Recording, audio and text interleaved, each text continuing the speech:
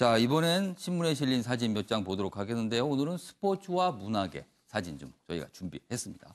보시죠.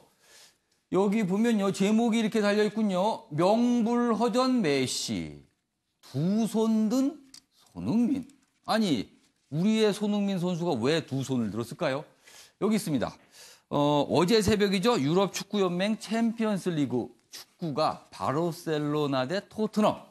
메시 선수가 소속된 바르셀로나, 손흥민 선수가 소속된 토트넘의 대결이 있었는데 승패는요. 4대 2로 바르셀로나가 이겼는데요. 문제는 메시와 손흥민 선수의 맞대결 관심을 모르는데 손흥민 선수 분명 잘했습니다. 한 골 도움을 줬거든요. 그러나 메시 선수는요. 4골 중에 본인이 2개를 넣었고요. 그리고 2골에 도움을 줬습니다. 그래서 역시 최강 명불허전 메시다. 이렇게 기사가 실려서 저희가 오늘 흥미로운 사진을 좀 골라봤는데 손흥민 선수 그래도 대단하죠. 저런 엄청난 선수와 맞대결을 벌이는 선수니까요. 자랑스러워해야 될 것 같습니다. 다음 사진 보겠습니다. 자, 이번엔 이건 어떤 모습인가요? 영화의 바다 부산국제영화제 개막 어제 열렸습니다. 어제 부산에서 열렸는데요. 지금 개막식이 열리면서 개막 영화를 보고 있는 장면입니다. 사실 부산국제영화제는 최근 4년 동안 여러 가지 좀 진통이 있었습니다. 그 진통을 딛고 좀 제대로 된 어떤 영화제로 다시 한번 거듭나길 많은 분들이 바라고 계십니다. 자, 요거는 김창현 교수님께 질문 드릴게요. 부산국제영화제, 우리의 참 소중하게 키워온 영화제인데 최근에 좀 어려움이 있었습니다. 요번엔 좀 어떤 변화된 모습을 좀 나타내야 될 텐데 어떻게 보십니까?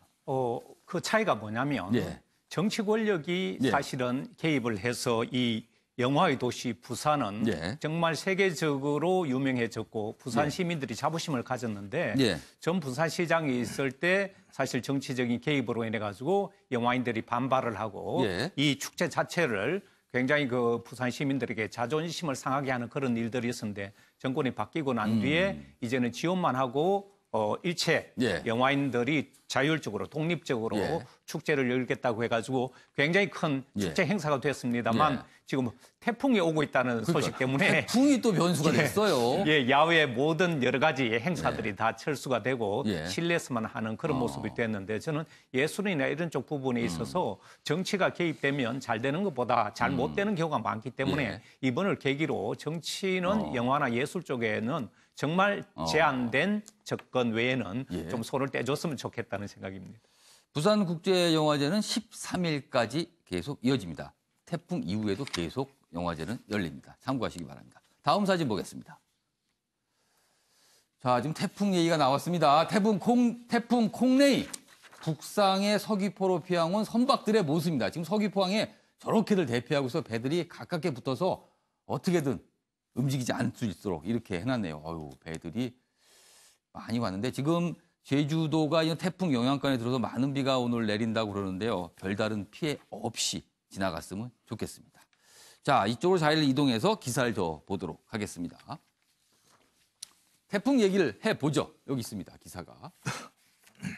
콩레이, 여기 있습니다. 콩레이 힘 빠졌지만 제주 최대 500mm 물폭탄 예고. 태풍이 바람이라 이런 거는 힘이 빠졌지만 비가 많이 동반을 했답니다. 오늘부터 한반도 직접 영향권, 내일 부산지나 동해로 빠져나갈 듯. 여기 보시면요, 그림이 있습니다. 태풍 경로는 이런 모습을 띠고 있습니다. 우리 한국과 일본 사이를 지나가게 됩니다. 부산에 과연 상륙을 할지 어떨지. 아무튼 많은 비가 예상되기 때문에 오늘 내일은 꼭 우산을 챙기셔야겠습니다. 자, 옆에 다음 기사 보도록 하겠습니다. 여기 보시면요. 선동열 야구 대표팀 감독 아시안게임 선수 선발 의혹에 해명하는 기자회견을 어제 했습니다. 선발 과정 공정했다. 그러나 국민 정서 못 헤아린 것은 죄송하다. 이렇게 했습니다. 내용 보시면요. 여론 문매 오지환 발탁 이유 관련해서는요. 당시 유격수 중에 성적이 2번째로 좋았다. 이렇게 설명을 했습니다. 이 정도 설명으로 여론의 눈총이 좀 가실까요? 10일에는요, 국회 국감에 출석해서 또 여러 가지 질문을 받을 예정입니다. 자, 그럼 여기서 이 기사와 관련해서 박진아 아나운서가 전하는 자세한 이야기 들어보시죠. 어제 선동열 야구대표팀 감독이 긴급 기자회견을 열었습니다. 2018 자카르타 팔렘방 아시안게임 야구대표팀 선수 선발 과정에서 병역 특혜 논란이 불거졌기 때문인데요.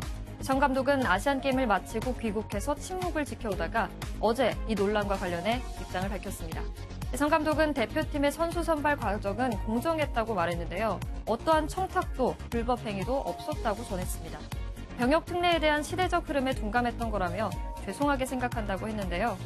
이어 모든 책임은 자신의 몫이니 특정 선수에 대한 비난을 자제해달라고 덧붙였습니다.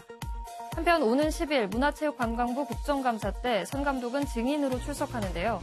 여야 문체위원들은 대표팀 병역 논란에 대해 신문할 예정입니다. 선 감독은 절차에 성실히 임하겠다고 했고요. 국가대표 감독이 국정감사에 서는 건 처음이라고 들었는데 자신이 마지막이 되길 소망한다고 말했습니다. 일각에선 선동열 감독이 침묵을 깨고 기자회견을 한 게 국정감사를 염두에 둔 거 아니냐 이런 관측이 제기됐는데요. 이에 대해 선 감독은 이젠 해명해야겠구나 싶었다며 조금 더 빨리 나왔으면 좋지 않았을까 생각했다고 밝혔습니다. 지금까지 박진아의 이슈톡이었습니다.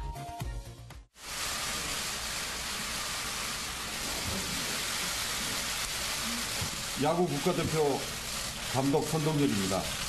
국가대표 선수 선발 과정에서 그 어떠한 청탁도 불법 행위도 전혀 없었습니다. 대표 선수 선발 과정은 공정했습니다. 코칭 스태프와 치열한 토론을 걸쳤습니다. 그럼에도 아시안 경기에 부족한 부분이 많았습니다. 깊이 성찰하고 더 노력하겠습니다. 병역 특례에 대한 시대적 비판에 둔감했습니다. 이 점을 대해 죄송하게 생각합니다. 앞으로 있을 국가대표 선발 방식과 병역 특례 제도 변경에 대해서는 정부와 야구 미래협회의 결정에 충실히 따르겠습니다. 저는 이번 네, 김종욱 교수님. 어제 기자회견 내용을 저희가 소개해드렸는데 저 정도 해명으로 여론의 따가운 눈총이 좀 잦아들까요? 지금까지 벌어진 국민적 분노에 비한다면 예. 선동열 감독의 한 번의 기자회견으로 국민들의 분노가 가라앉지는 쉽지 않을 것 같고요. 일단 우리나라에서 군대를 가는 문제는 과거부터 권력과 돈을 가진 사람들의 자제들은 군대를 가지 않았다는 측면들이 많았고 민주화되고 난 이후부터는 이런 정의와 공정 문제에 대해서 많은 국민들이 분노하고 있기 때문에 하나하나가 중요한 사회적 논란이 되는 측면이 분명히 있습니다. 그래서 저는 국회 차원에서 이제 다시 한번 이 문제가 논의가 될 거라고 생각이 드는데 적어도 국민들이 납득할 만한 기준과 원칙들을 좀 국회에서 만들어줬으면 좋겠다. 비난할 것이 아니라 또 그런 기준과 원칙을 정확히 세우고 그 기준과 원칙에 맞게만 진행을 한다면 국민들의 공분들은 좀 과거보다 많이 좀 낮아지지 않을까라는 생각이 들고요. 좀 그런 면에서 이번 기회에 이 문제가 해소됐으면 좋겠고 또 마지막으로는 이 스포츠 예술 이런 문제들은 저는 좀 국회가 이 문제까지 다뤄야 되는 거에 대한 고민이 있어요. 왜냐하면 국회가 이 스포츠나 예술에 있는 분들보다 더 페어 플레이를 하고 있는가라고 하는 근본적 질문을 할 수밖에 없기 때문에 이번에 그렇게 하더라도 눈에 사실은요 국회만 가면 더 꼬인다고 보시는 분도 많이 계십니다. 그래서 이번에 그렇게 하더라도 좀 국회도 스스로 좀 페어플레이 한 다음에 그런 근거를 가지고 저런 분들한테 말씀을 하시면 국민들도 그 정도면 이해하셨다고 생각이 들지만 아직까지는 좀 아닌 것 같다 이런 생각이 듭니다. 아무튼 선동열 감독은 오는 10일 국회 국감에 증인으로 출석해서 다시 한번 어떤 얘기를 내놓을 예정입니다. 기다려보시죠. 자, 이번에도 약간 이게 사회적 갈등이 벌어지고 있는 그런 내용을 다루고 있습니다. 카풀 안 돼. 거리 나온 택시기사, 정부는 눈치만 이렇게 돼 있습니다. 여기 보면요, 일단 화면 요 사진이 있는데요. 택시 노조가 4일 성남시 카카오 모빌리티 사옥 앞에서 카풀 서비스 반대 시위를 벌이고 있다. 요 사진은 이렇게 소개하고 있고요. 내용을 보시면요. 일단 카풀 관련해서 카카오 세계적인 추세다. 서비스 추진한다. 이렇게 되고 있는데요. 반면에 택시기사들은요. 우리 망한다. 규탄 집회를 하고 있습니다. 정부는요. 모두 만족할 방안을 찾아보면서 시간 끌기, 중지안도 만들고 하는데 눈치만 보고 있는 건 아니냐 이런 지적이 나오고 있다고 합니다. 자, 변환봉 변호사. 사실 이 카풀 외국에는 뭐 우버 택시라든가 이런 데 이미 미국 같은 굉장히 활성화돼 있습니다. 우리도 이런 비슷한 서비스를 들여오자라는 건데 택시 기사 분들 입장에서는 영업에 타격을 받게 되니까 이렇게 반발하고 있군요. 이거 어떻게 풀어갈까요? 아마 스마트폰을 가지고 계신 분들 중에서 카카오톡 프로그램이 안 깔리신 분들은 없을 겁니다. 그만큼 이제 카카오톡이라는 것이 플랫폼 자체가 상당히 광범위하기 때문에 카카오톡에서 카풀로 나가게 될 경우에는 상당한 타격이 있을 걸로 분명히 예상이 됩니다. 하지만 단순히 이것이 지금은 콜택시를 부르는 정도의 서비스인데 예, 인근의 사람들이 카카오톡을 이용해서 같이 차를 이용한다면 오히려 이것은 국가적으로도 그 긍정적인 측면이 있는 거고 상당히 좋은 방법으로 생각을 합니다. 예, 예. 다만 다만 택시 운전사들은 자신들의 생존권 문제가 제기될 수가 있기 때문에 상당히 반발을 하는 것이겠죠. 하지만 이런 카풀 같은 것은 세계적인 흐름이라든가 국제적인 환경이라든가 또는 자원 절약 측면에서도 상당히 의미가 있는 일이기 때문에 막을 수는 없다고 생각을 합니다. 그럼 여기서 정부에서는 이 흐름 자체가 바람직한 방향이라고 한다면 이 흐름을 육성해 주되 현재 택시 운전기사 같은 경우에도 고령화 택시 기사들이 워낙 많이 있고 여러 가지 문제가 많이 있습니다. 그러면 택시 수를 늘리는 것을 줄여버리고 그다음 신규 영업 허가를 제한하면서 기존 택시들을 수용하는 방면을 해서 오히려 택시의 공급을 줄이는 방면을 택해야겠죠.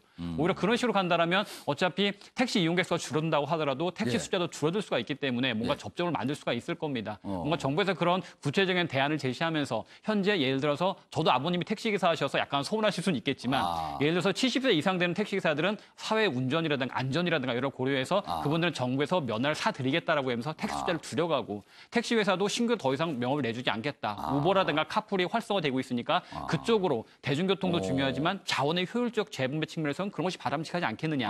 그러니까 대중교통도 확대는 하되 택시는 숫자를 줄여가겠다. 이렇게 대안을 제시하고 숫자를 본다면 택시를 이만큼 줄이게 되면 카풀에 불구하고 이 정도로 대안이 가능하지 않겠느냐. 이렇게 대안을 제시해 주는 게 국토교통부의 할 일이 아닌가 그런 생각을 좀 합니다. 예, 윤공우 의원님. 저는 뭐 우버 또는 뭐 택시 기사들의 반발, 구체적으로 어느 쪽 편을 들어야 될지요, 어느 쪽이 옳다 그르다 이 얘기는 굉장히 쉽지 않은 거라서 어렵습니다만 이런 갈등 국면에서 이 갈등의 해결사를 누가 해야 될 것이냐. 누가 해야 됩니까 지금? 바로 그런 점에서 정부나 국회죠. 그러나 지금 보면 정부나 국회는 정부는 뭐 한쪽 편을 쉽게 드는 게 어렵습니다. 그러나 국회는 의원들의 성향에 따라서 지금 이런 사안에 어떤 의원은 택시 기사들을 옹호하는 법안을 발의를 해놨고요. 어떤 의원은 카카오 이런 업계를 대변하는 서울시에서 우버와 비슷한 아이디어를 가진 어느 앱 처음에 인가를 내줬다가 나중에 보니 서울시 택시들이 반발을 해서 인가를 취소한 적도 있었거든요. 그러니까 이런 갈등의 과정이 분명히 필요할 겁니다. 그 갈등의 과정을 거치면서 해법을 찾는 데는 정부나 국회가 욕을 좀 먹더라도 분명히 거쳐야 그걸 매를 맞아야 그 다음 단계로 뛰어넘을 수 있지. 계속 눈치만 보거나 아니면 양쪽 다 평행선만 그어버리면 갈등 조정은 누가 해야 되느냐. 갈등 조정을 누군가는 해야 됩니다. 정부나 국회가 욕을 좀 먹을 각오를 하고 해야 될 겁니다. 맞는 말씀을 지금 하셨는데 국회가 과연 그렇게 움직일까? 약간 의문이 들긴 합니다만 저런 갈등 중 국회에서 아주 시원하게 시간이 걸리더라도 국회 차원에서 풀어나는 모습을 보이면 국회에 대한 신뢰가 조금이라도 높아지지 않을까 하는 생각이 좀 듭니다.